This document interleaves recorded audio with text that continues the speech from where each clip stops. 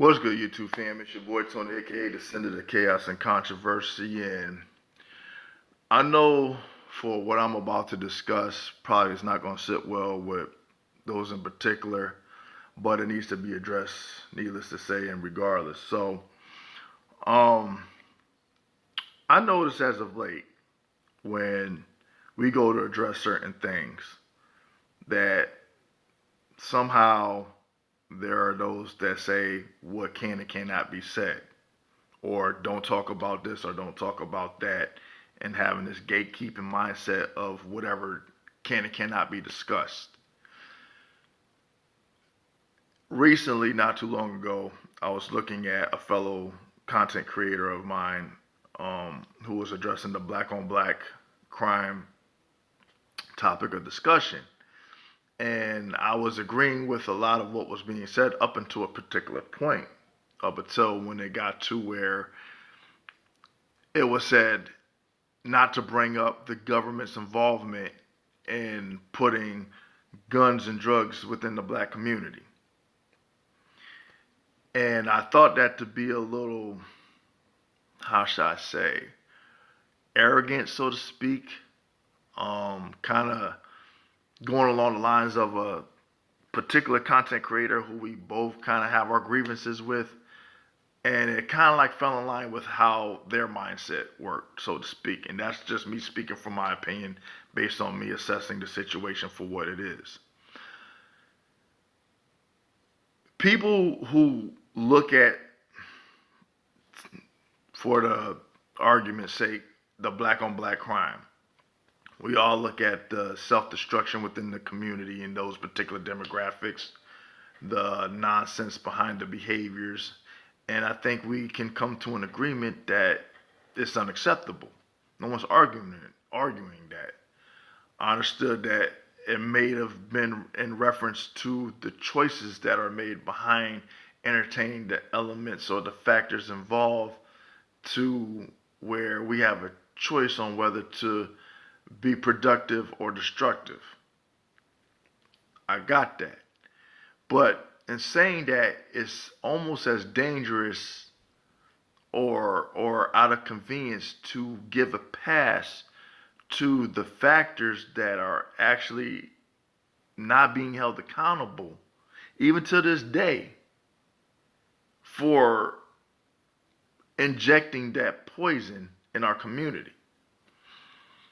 And too often do I see when these arguments come up that people get frustrated and say, yeah, but it doesn't excuse the fact that, black people are doing this and that to each other. Yeah, you're right. It doesn't excuse the fact. But why are we excusing the fact that government agencies are responsible for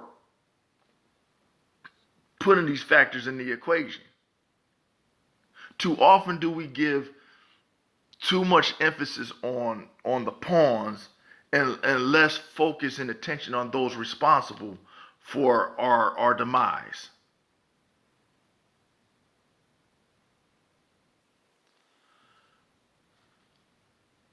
I know when I was made to watch the movie Boys in the Hood because my parents wanted me to see the damage that gang violence causes within the black community, for the fact that I never joined a gang.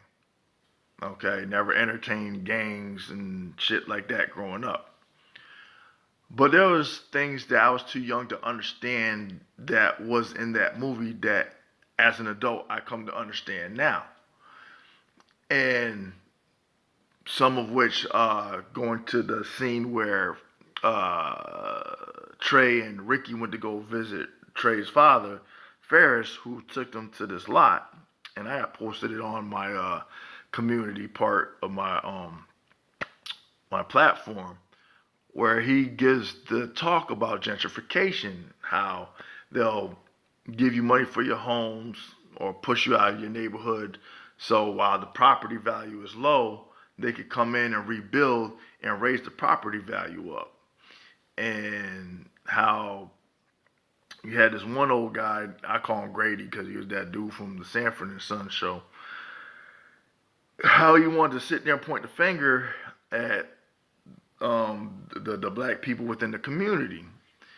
And that reminded me of when you hear those like Brandon Tatum and Candace Owens and ABL saying they're always bringing up Chicago and the crime and all of this and that and stuff. Yeah, look at them, look at them, look at them, whatever, whatever. And then Ferris pointed out, he said, how did the drugs get here? How did the guns end up in the neighborhoods? You're looking at these people, but you're not looking at the other factors. Is it a coincidence that there's a gun store on every corner where there's a liquor store? Yeah, because they want us to kill each other. And it brings me to looking at the clip with Michael Jai White when he was posed the very same question. What do you think about the black on black crime within the black community? He's like, okay, well, what do you think about the white on white crime in the white community? I mean, he redirected the question right back at the person asking him the question that was interviewing him. He said, furthermore, he said, let me ask you this. He said, do you think white people who are in these high class areas or working middle class, do you think they have a real issue with crime? No. Do you think that those that lived in impoverished areas that are white, are they the ones that's dealing with crime? Okay, now let me ask you the same question when it comes to black people. Do you think that the black people in these rich neighborhoods or in these high middle class areas are thinking about crime? Or is it just those in the impoverished areas? See, when you only look at one aspect, that becomes a problem, because that's when you start entertaining particular narratives. And then you only have tunnel vision. But you don't want to talk about other aspects and the other contributing factors that are also involved in that, so to speak.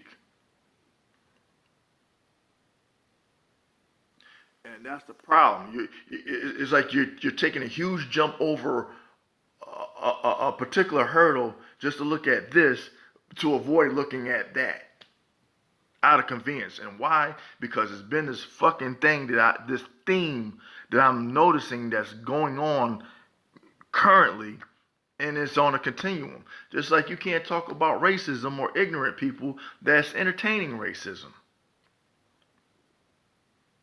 Is America racist? Okay, so again, let's revisit that. Because a lot of people don't want to talk about that, but you're seeing now that there's a lot of these confident white ignorants that are displaying a lot of these racist behaviors towards black people, amongst other people too, other ethnic groups. Not just white people, other ethnic groups.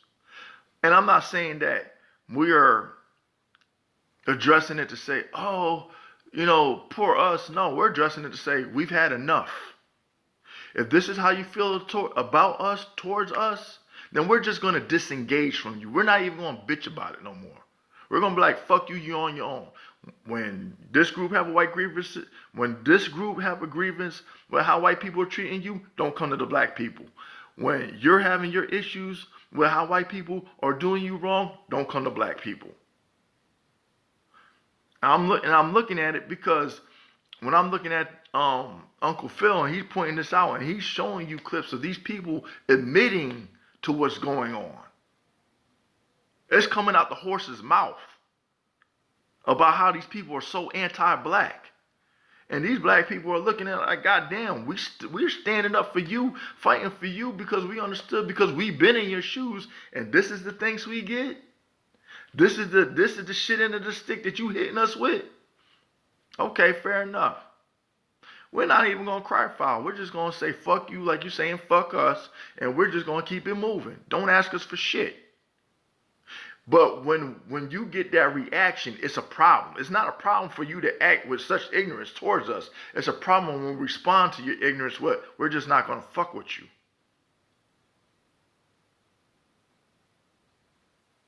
And you're more pissed off that you're being called out and exposed for your anti-black behavior or your anti-black rhetoric.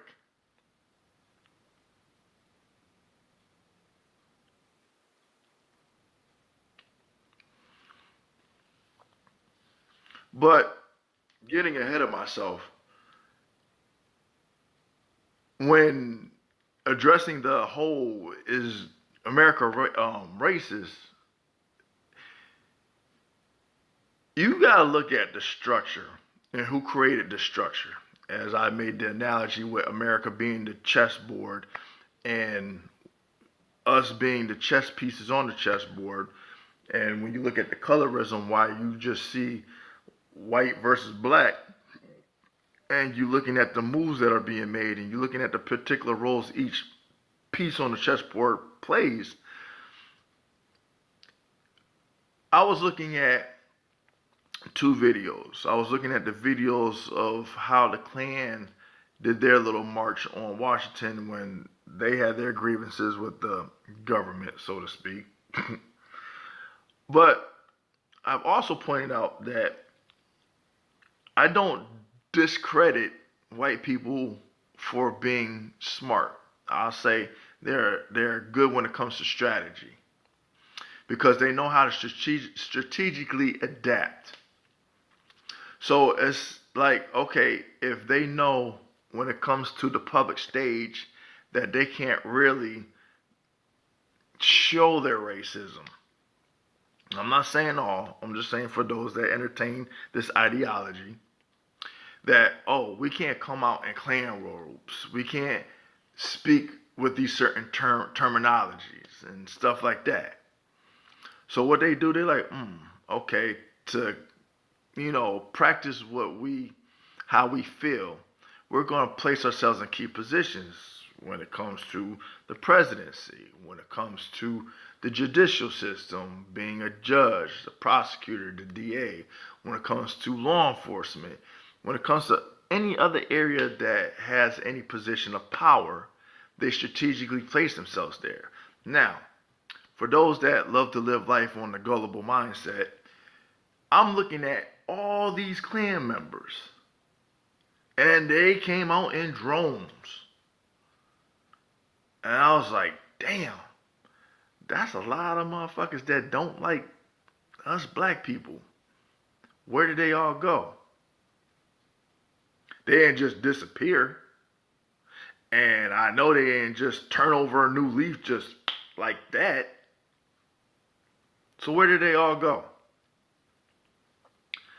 Parallel to that, I was looking at the Million Man March, and I pointed this out. I said, I understood the intent behind the Million Man March because of the division within the black community. So Farrakhan wanted to show that there can be a sense of unity. I understood the concept, but what that did was paint a target on our backs.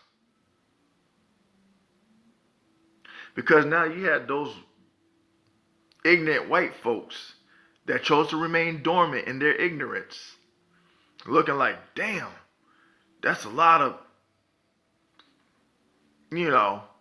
what they would prefer to call us. Oh, they just multiplying and there's too many of them. What can we do about this?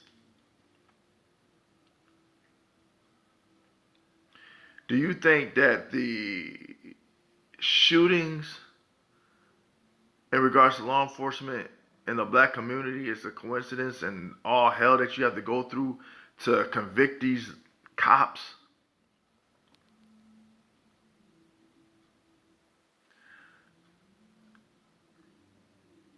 And it seems to be like an offset reality because people don't pay attention. It's either you just conveniently or willfully choosing to be ignorant and dismissive to what's going on. Because, again, what doesn't affect you doesn't really need to call your attention to, so to speak. Just like when addressing the black grievances when it comes to law enforcement, there were those in particular in the white community sitting there talking about, oh, there you go. And then coming up with, oh, if you didn't do this, if you didn't do that, you're anti-police, da-da-da-da. But then you get those that are saying, well, law enforcement are killing white people even on a grander scale than they are black people. So why aren't you addressing it? Why is it always only an issue when we bring it up? Not only speaking for us, but speaking for other people who share the same similar experiences, have the same grievances, but we are told that we cannot speak on these particular topics. But yet, you're going through the same shit that we're going through. And then you'll say, well, it's the media. They only highlight this. Okay, well, take the media out of the equation. We sit there and we create these organizations. We sit there and we create these marches, which at this point, A. Griffin said this. He said, fuck the Martin Luther King mindset. I'm with the Malcolm X. These people killing us, kill them, peace, I'm gone. Where's that white rage when it comes to law enforcement fucking with your people? I've done videos to highlight, to show, to balance the equation. To show, hey, white people were getting killed by law enforcement too, and I gave the examples. I did videos specifically showing how cops were negligent and how they interacted with those within the white community and unjustly killed them. It probably got maybe 5 seconds worth of attention and it was over with. But when it comes to those in the black community, it's just dragged on. Never forget. But when it comes to those in the white community, it's easy to forget. And that's a sad case. That energy that you guys have towards shutting us down and silencing us should be the energy that you use to correct the issues. Just like with this Roe v. versus Wade bullshit.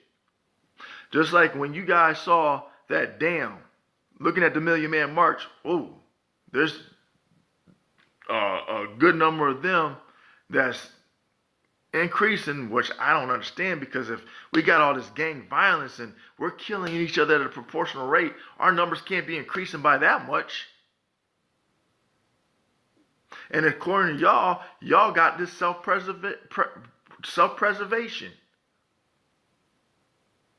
There's no such thing as white on white crime. There's no such thing as Asian on Asian crime. There's no such thing as Hispanic on Hispanic crime. It's just black on black crime. So I'm trying to understand, how are we a threat to your numbers if we're killing each other at a disproportional, whatever rate? Help me understand.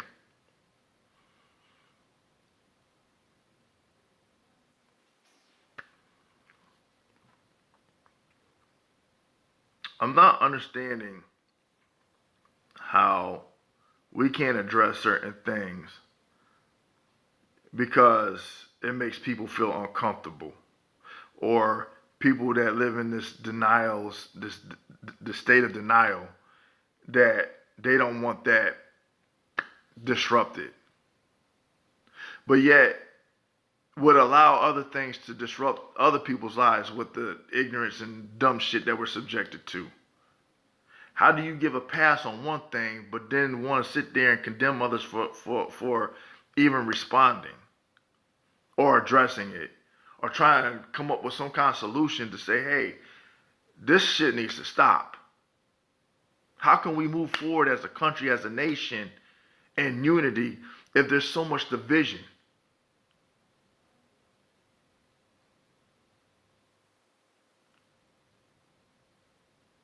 But yet when you sit there and downplay people's grievances, when you sit there and entertain cognitive dissonance because you just want to have this out of sight, out of mind mentality, or when it comes to people trying to understand why things are the way that they are, oh, don't bring this up, because I don't want to hear that as a talking point in the conversation. But if it's a fact with validation, why not bring it up? It's cool for you to bring up one area, so why not bring up the whole fucking shebang? I'm just asking.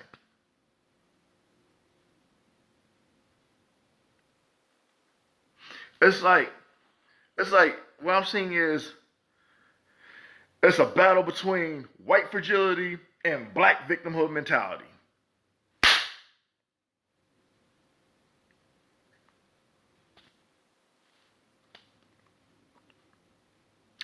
And I understand people getting sick and tired of hearing about race and race and race and race, but those that are subjected to the ignorance that you see being put on display on social media, you're looking at it, you're seeing it, you see that it exists. So what do you say to those people that have to go throughout their day and have to deal with the unnecessary bullshit? You don't think that they're not tired either? Oh, well, I haven't experienced this, or I haven't come across that. Okay, kudos to you. But you ain't saying shit to the motherfuckers that are fucking with people. Like I tell people, like I've had to tell some ignorance in my group. Don't fuck with them people. Stop fucking with them people.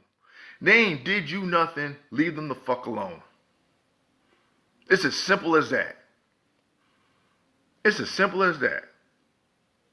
How hard is that? And if someone wants to give you grief for telling them stop fucking with people, then disengage from them people. Because they're toxic. One more thing before I end this shit. When it comes to the gatekeepers of conversations and what have you, one thing I'm trying to understand is the contradiction. So you get some on one end that tell people, white people in particular, to stop speaking up for them. You don't know enough about what black people go through to even talk about it. Okay. But you want them to be educated. You want them to understand. You want them to go back and talk to their people about their ignorant behavior. But once they go about doing that, they're too woke. So it's a damned if you do, damned if you don't scenario. Same thing with black people. You don't want white people fucking with you, but yet you find yourself fucking with them on one level or another.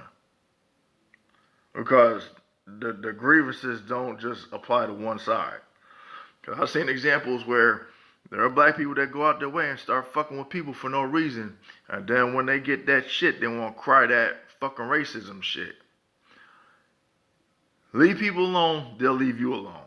That's the bottom line. That goes for both parties. Leave people the fuck alone, they will leave you the fuck alone. It's as easy as it gets. That's all I gotta say for today. That's what I wanted to get off my chest.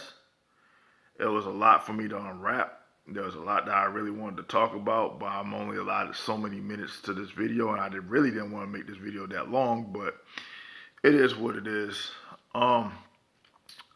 Leave a comment in the comment section. If you have any grievances, again, that's what the comment section is for. Let me know if you agree or disagree. If this has some points that you could agree with or disagree with, please like, share, and subscribe. And again, until next time, until next video, peace.